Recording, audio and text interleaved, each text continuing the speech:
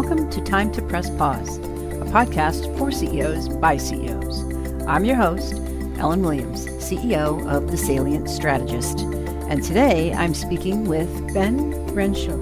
26 years ago, Ben founded Ben Renshaw Ltd. He is a well-known speaker with signature keynotes, including Leading with Purpose and Performance with Purpose.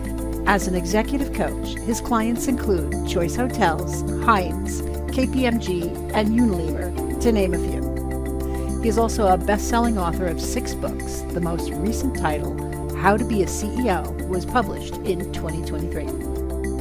Welcome, Ben. It's so great to have you here on Time to Press Pause. I'm really pleased that you were able to join us. I've been reading your book, and it's really excited to meet you in person. Oh, fantastic, Ellen. Look, thank you, and I appreciate the time, and I love the idea around Time to Press Pause because it's hugely meaningful in my own life. I'm really glad to hear that because that's what we're here to talk about.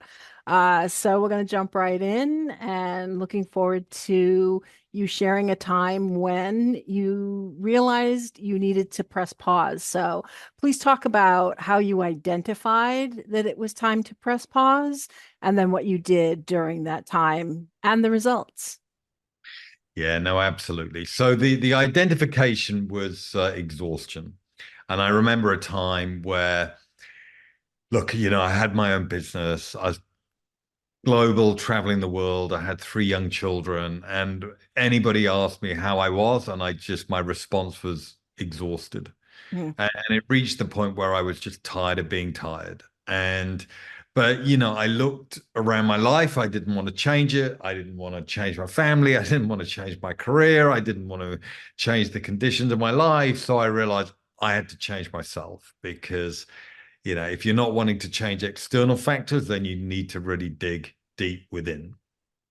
Now, I've always had a thing where every year I take a theme to look at to really activate and drive my own personal and professional development. And so I kind of utilized this, wake up call just around exhaustion to go, right, okay, how do I want to be? And what do I think I need? Now, it's always challenging for me because of the work I do, in the field of executive development. I really, really have to take my own medicine. And that always starts for me with, I think many of us and many people show up as what I describe as human doings, and they forget that they're human beings. So, my starting point always is to come back to a place to recognize we're human beings and to bring the humanity back into our lives, because I feel otherwise we can become incredibly mechanistic. We get very, very transactional, absolutely driven by doing and, the tasks and look, I love achievement and I love getting stuff done. It's a fantastic feeling, but I recognize there's a price that can be accompanied that.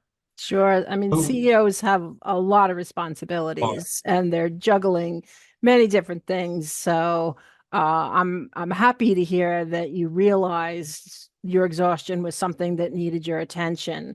It's not always specifically something within a business. Sometimes it's just that we need a break. Yeah, and I think it's not even just a break, it's a reorientation. So, so what I thought as a consequence of that experience, and I really stepped back and I reflected upon where I was, where I wanted to be, what was the gap and what needed to happen. And I recognized a fundamental ingredient was energy. Mm. I mean, energy is everything. When you have it, it's great. When you don't, it's really, really not a good place to be. Yeah, hard to get So, through a day without any energy. so as a result of that experience, I stepped back and I paused and I really did some deep reflection about where I got my energy from, what energized me and what de-energized me.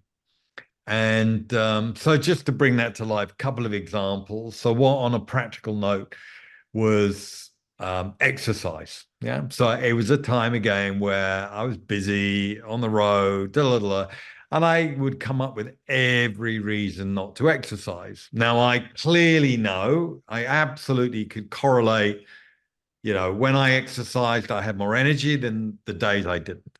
But I would come up with every excuse. I was too tired, which is always a great one. You're too tired to exercise. You haven't got enough time. It's too hot. It's too cold. I mean, you name it, every excuse. So I just thought, I'm going to take the excuses off the table and I'm going to exercise every day, non-negotiable. And so I started small. I'm a massive believer in just incremental steps, not, trying to do too much. But a mantra I live and breathe by is progress, not perfection. So I would just like, look, I'm going to just start. I'll quit procrastinating, just start and start small and just built up. And this is probably about 15 years ago now. And I've exercised every day since then. Wow. And I don't push it. I don't overdo it, but I just keep a nice regular rhythm. COVID had a massive impact on me on that as well, because obviously then we were kind of locked away. So I got into a habit of playing racket sports each day. I love tennis. I'm in London. I'm fortunate. I've got a club about 8 minutes from me. And I've really, really maintained that. I thought, well, actually the social benefit, the mental psychological benefit, the physical benefit of, say, a game of tennis, it was exponential, just an exponential impact to have some fun, connect with others, be competitive, exercise, just phenomenal. So I've kind of built that in, but I'd already had the hard wiring of exercise every day, and that would have a real big impact on energy. So that That's was amazing. That sounds incredible, and it sounds like very beneficial on many levels. So, with all the things you were doing that caused exhaustion, what fell off your plate in order to give you the time to do all the exercise? I think that, well, it's not really. So for me, when I look at time and prioritization, it's never about time. Time is just a symptom. It's always about intent and clarity. So, once you get really clear about something, then you make choices. Everything is a choice. So I just chose to get up earlier, build an exercise into my schedule, and then it just becomes a habit. So it's very straightforward for me that. So now, I will just get up earlier, or I will build it in at the end of the day, and but it's a non-negotiable. And I think when you build in those non-negotiables, they just don't move. And I think one of the things with high performers is that, most of the high performers I know, very goal orientated, very disciplined, very focused. So that's easy for me. That's, it's just a non-issue. I don't even think about it. And so it's very hard for me to comprehend, when people struggle with, like, you want to do something, you do it. But that's my wiring. That's how I am. I think then a few other elements. So another critical ingredient for me was about who I spent time with. And again, because obviously, yeah, your time, your energy, your life is so precious. And I always remember I actually once coached a CEO, a fantastic woman, and she used to describe the kind of energy vampires. These were people that just sucked the life Mm-hmm. out of her. And and it's challenging because particularly if you're in a CEO role, everybody wants a bit of you. And so, the ability then to be present, be visible, give that time to people, because 1 or 2 minutes in your presence genuinely can have a lifetime impact on people. It is massive. It's totally, kind of the impact ratio of a time with a CEO is exponential. So you have to be highly sensitized to that.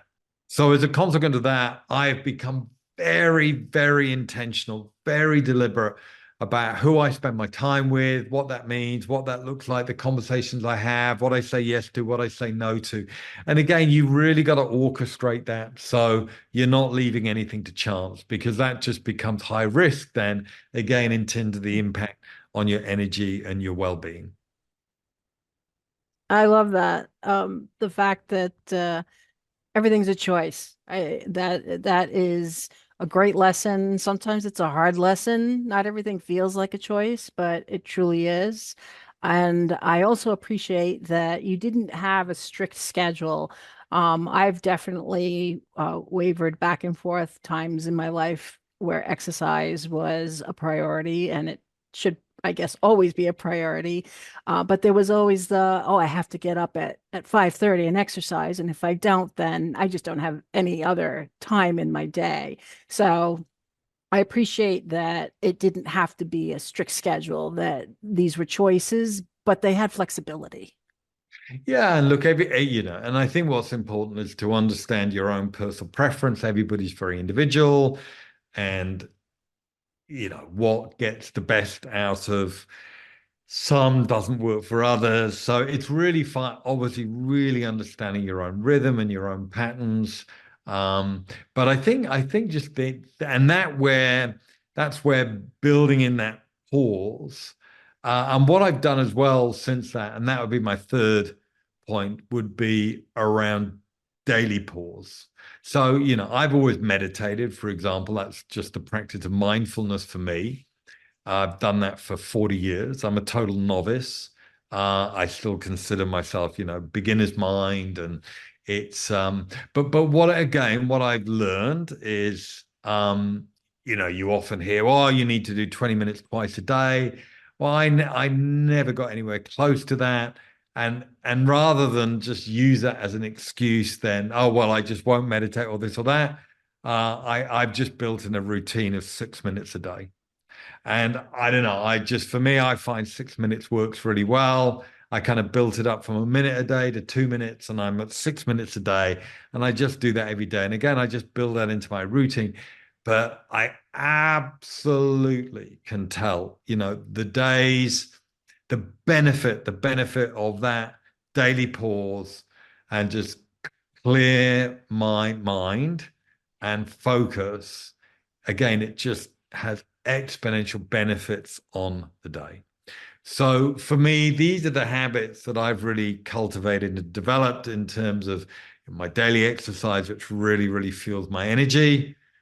The people that I spend my time with, again, just very intentional, which really creates that connection. And then thirdly, that daily pause, which really allows me much, much better mental acuity and clarity out of having that space. So you've given us two pauses. You've given us this great big one during your time when you identified you were exhausted and you need to make a change. It's time to step back, and you evaluated all the elements you just overviewed for us.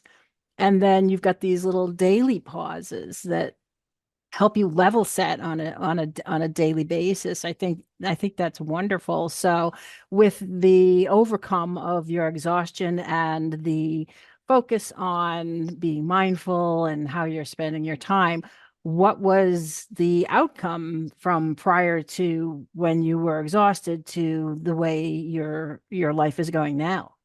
Yeah, I mean, look, I think what I experience now is just, a lot more stability, a lot more consistency with all of that. My energy, I mean, I manage that in a very different way. I'm very proactive with it. I can anticipate, I understand it. I mean, now, having said that, I am in a slightly different life circumstance where my children are older. So therefore, the impact of that, and I get that, when you've got young children and you're not sleeping and then you're traveling as well and you're jet lagged. And I mean, obviously, sleep is incredibly precious, and I still have not mastered sleep. So that is an area for me where so that's why I have not used that as an example, because, I still don't, I haven't got the right rhythm of sleep yet. And I think just after years and years of being on the road and getting impacted with that, my sleep cycle, it's still not where it needs to be. So, but yeah, so overall, though, just much, much more consistency, stability, and the ability to bounce back a lot quicker now. Mm. So I think that bounceability is really key in terms of coming back with that renewal. And again, just actually, when I think about it, like in the past, I used to really, really hang out for my vacation and for my holiday. It'd be like, I'd be just wait till I get to Christmas, then wait till I get to Easter, then wait Mm, till I get to the summer. I don't have any of that now. And it's just not present for me. There's no real distinction for me between my life and then a vacation. It's not, I don't, I don't have a big need for vacation. I enjoy vacation, but it's not like I'm hanging out for a vacation. So that would be another significant change from that. that is a significant change. Um, I am looking forward to taking your advice and hopefully one day being in your shoes because I definitely look forward to vacation. Bounceability. I think that's going to be my new favorite word. Definitely that bounce back, which ties in with the grit and the resilience. But I like that idea of, coming back in a better place than where you were. Wow, you've really been able to achieve a lot from your ability to press pause, from that acknowledgement that it was something you really needed to do. So I would like to ask you, what advice do you have for the listeners as far as how they can identify when it's time to press pause? Certainly, if they're exhausted, that's a red flag, but are there other ways to identify when it might be time to take that step back? Yeah, well, look, I mean, a lot of my work is to do with purpose and to have a very, very clear articulation of your own sense of purpose, your raison d'etre, your why. So the advice I would have is threefold. When I look at purpose, I break purpose down into three key areas to focus on. So number one is energy, number two is meaning, and number three is impact. So I think that ways to kind of really, when you're looking at pressing pause, I've talked about energy. So I think that's, energy management is vital. And there are four lenses to look through for energy management: physical, emotional, psychological, and spiritual. So, for me, it's about really ensuring you're looking after your physical energy, your emotional energy, your mental energy, psychological energy, and spiritual energy, which very much for me has to do with things like inspiration and your values. So, energy, meaning. This for me is absolutely vital to press pause to really understand what is meaningful for you. Where do you get meaning from in your work? So, as an example, the idea of retirement is a total joke for me. It's like, if you love what you do, why would you ever want to stop doing what you love? I mean, I have no concept of retirement. And I coach, many CEOs who, when I start working with them, they're literally waiting to retire. Hmm. I remember one CEO, 50 years old, really miserable in his role. And I said, "What's your best bet for happiness?" And he just said, "Retirement, 10 more years of misery, and then watch me, I'll have a great life." This is Hmm. crazy. This isn't, madness. So, it's really challenging people to understand where they get their meaning from. So what we then did was, I really held up that lens for him. And what he recognized, actually, there were multiple ways that he derived tremendous meaning, from his work and his life. So we just landscaped everything, as a father, as a partner, with friends, community, and then obviously as CEO, as a board member in the community, with investors, shareholders, colleagues, customers, really defining what is success looked like for him, what was really meaning, what was the difference he wanted to make. And then that leads to the third area, which is about impact. And really, what is that value? What is that impact? What difference do you want to make in the world? And as a CEO, it's critical to be very, very closely connected to that, because the risk of being, pulled from pillar to post, everybody wants something of you. Your ability to be very clear where you get your meaning from, that will sustain you. So for me, the advice is be clear about energy, meaning, and impact. Have a plan. You need a plan to drive, because if you don't have a plan, then just stuff will happen to you.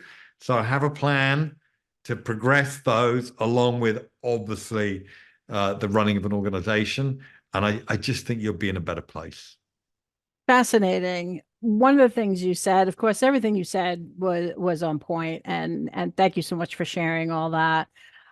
I found listening to you that a lot of times pressing pause, taking that step back is to catch your breath, is to really push back against maybe some overwhelm, a lot of information, in your case, exhaustion.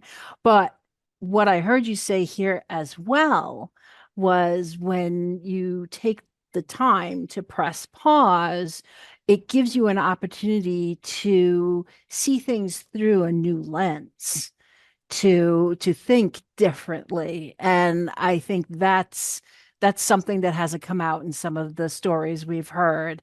And I appreciate that you've brought all this wealth of knowledge and somewhat different way to look at what you can achieve when you press pause. So thank you.